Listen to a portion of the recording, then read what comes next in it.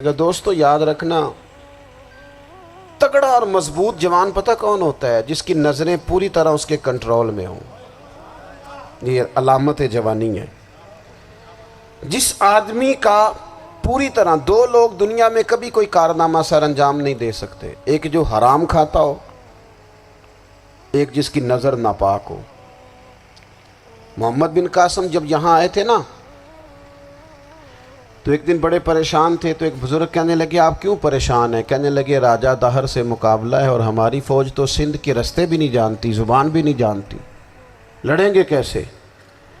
2-4 دن کے بعد ان بزرگوں کی دوبارہ محمد بن قاسم سے ملاقات ہوئی تو بڑے خوش تھے۔ کہا اب آپ کیوں خوش ہیں؟ کہنے لگے وہ میرا مقابلہ نہیں کر سکتا، میں نے تحقیق کر لی ہے۔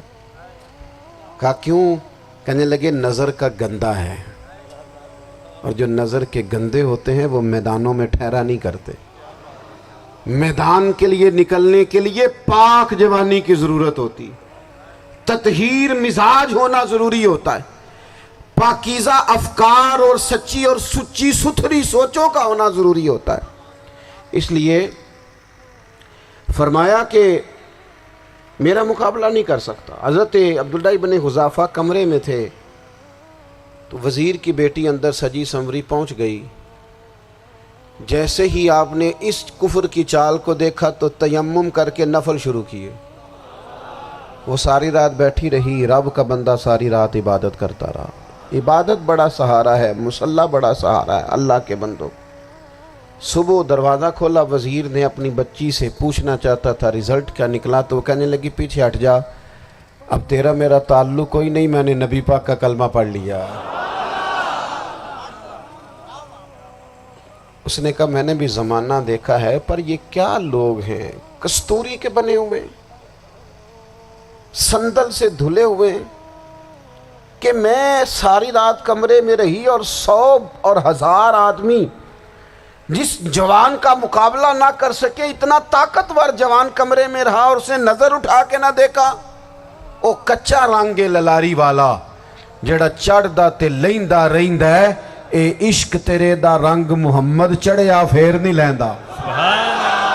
میں کہا ایک دفعہ نظر اٹھا کے نہیں دیکھا، کمال ہو گئی۔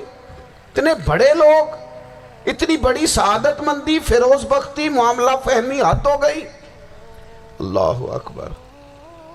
دوستو بادشاہ جب پوری طرح ہار گیا نا، اس نے کہا مار دو۔ تیل گرم کیا ایک کڑاہی میں، اور جب آپ کو اس میں ڈالنے لگے تو آپ کی آنکھوں میں آنسو آ گئے۔ بادشاہ کا خیال ہوا شاید نرم ہو گئے ہیں، کہنے لگا روئے کیوں؟ فرمانے لگے سوچتا ہوں جان ہی ایک ہے، کتنا مزہ ہے اس کی راہ میں جان دینے کا، کتنی لذت ہے اس کے نام پر مرنے میں، کتنا لطف ہے۔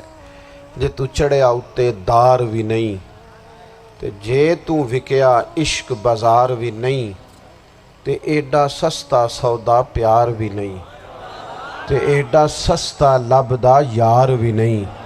کئی جنگل گانے پیندے نہیں، کئی دوزخ لنگنے پیندے نہیں، جے وہ اس ملوں بھی مل جاوے، ایدوں سستا ہور بپار بھی نہیں۔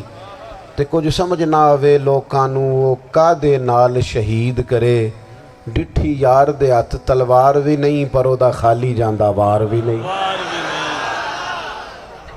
کہنے لگے ایک جان ہے نا، تو دل کرتا ہے ہزاروں ہوتی تو ایک ایک کر کے محبوب کے نام پہ قربان کرتا، جب میرے پاس ہے ہی ایک، کروں کیا؟ حضرت عبداللہ ابن حذافہ رضی اللہ تعالیٰ عنہ جب روئے اور بادشاہ نے یہ بات سنی، تو بادشاہ اٹھ کے کھڑا ہو گیا، سارے وزیروں مشیروں کو کہنے لگا تم نے کہا تھا نا بندہ ضائع کرنے والا نہیں، یہ بھی ضائع کرنے والا نہیں۔ کہنے لگا میرا ماتھا چومو، تم جیسے لوگوں کو قتل نہیں کرنا چاہیے، آزاد کرنا چاہیے۔ عزیز اپنی زندگی سے نا یہ بہت زیادہ ہرس، ہوس، طمع، اور یہ کسی بات کی بھی ہو، ہرس صرف پیسوں کی نہیں ہوتی، شہرت کی بھی ہوتی ہے،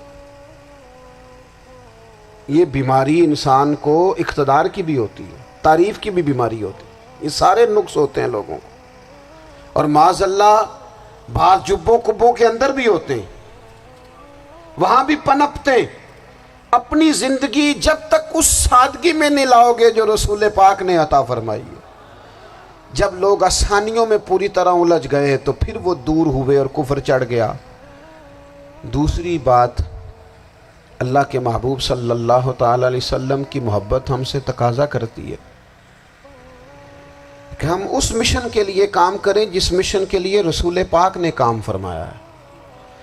ہم سارے کام بڑے مضبوطی سے، سوچ سمجھ کے، تدبر سے، حکمت سے، تقاضوں کو مد نظر رکھتے ہوئے کرتے ہیں سارے کام۔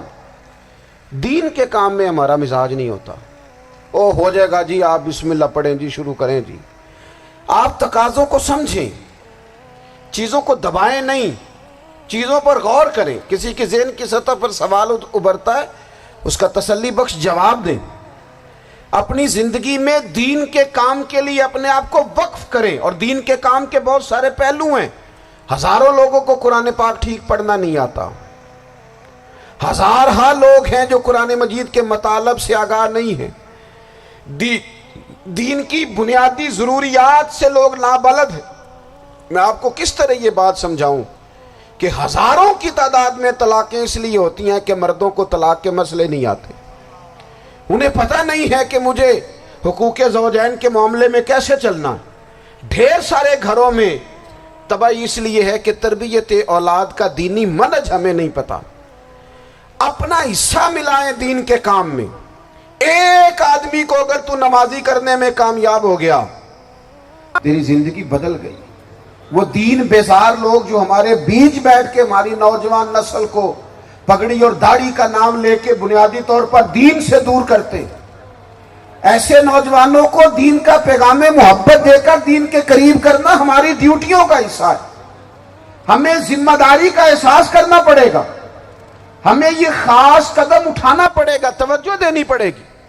مساجد، مدارس، میں آپ سے عرض کروں، اتنی ڈٹ کے مخالفت ہوتی ہے نا مدرسوں کی، اتنی ڈٹ کے۔ میں ادارہ چلاتا ہوں، اس کے چلانے میں جو مشکلات ہیں وہ تو ہم بتا نہیں سکتے آپ کو، اس لیے کہ میری قوم، میرا اس قوم سے تعلق ہے جو نعت خواں امیر کرنا چاہتی ہے، مدرسے نہیں۔ ہاں، نقیب خطیب پیدا کرنا چاہتی ہے، شعر و شاعری کی زندگی کو پروان چڑھانا چاہتی ہے۔ فقط ہمارا ان لوگوں سے تعلق ہے جو لاکھوں کروڑوں روپیہ محافل پہ لگائیں گے، اور قاری صاحب بیچارے اگر مسجد کا کوئی ہونے والا کام کسی وقت بتا دیں گے تو وہ بڑی مشکل آ جائے گی ان کے لیے۔ یہ کیسے ہو سکتا ہے، آپ نے یہ ڈیوٹی بتا دی۔ مدارس، اور جتنا اہم رول دین کو پھیلانے میں مدارس اسلامیہ کا ہے، اتنی زبردست، لوگوں کا خیال ہوتا ہے میری طرح کے لوگ شاید کام کرتے ہیں، ڈیوٹی کرتے ہیں۔ یہ 10-15 لوگ آپ کو نظر آتے ہیں جو آپ کو کہیں میڈیا پر یا ادھر ادھر ڈیوٹی کرتے، مخلص لوگ اپنی جگہ پہ، وہ بھی بڑا ہی کام کر رہے ہیں، جو میڈیا پہ آ کے بھی اخلاص سے اور درد دل سے کو دین کی، ان کی بھی کسی بات کی حوصلہ شکنی نہیں۔ لیکن ہزارہا اساتذہ جو مدارس میں بیٹھ کے پڑھاتے ہیں، انہوں نے وہ سارے لوگ تیار، آپ سمجھ نہیں سکتے کتنا بڑا کام۔ حفظ کا استاد جو ہوتا ہے نا، اس کی ڈیوٹی 24 گھنٹے ہوتی ہے، فجر سے پہلے، اور اس نے بچوں کو اٹھانا۔ تنخواہ تو ہم انہیں دینا نہیں نہ چاہتے جی، تنخواہ نہیں دے دی انہوں نے، ہمیں مولوی امیر نہ ہو جانا۔ مولوی نو تے سوٹ بھی 27ویں والی رات دے ہے تاکہ کدھر سوان کے عید والے دن پا نہ لوے، چونکہ 27ویں تو بات تے درزی پھڑتا ہی کوئی نہیں، کیوں حضرت؟ ایسے ہی ہے نا، اس وقت تو نہیں نہ لیتا۔ تو ہم چاہتے ہیں مولوی ہماری مرضی کے ہماری طرح کا سوٹ نہ پہن لے۔ مدارس کی مضبوطی، آپ یہ دیکھ لیں، یہ صلاح الدین ایوبی کا تعلق بھلا کس چیز سے تھا؟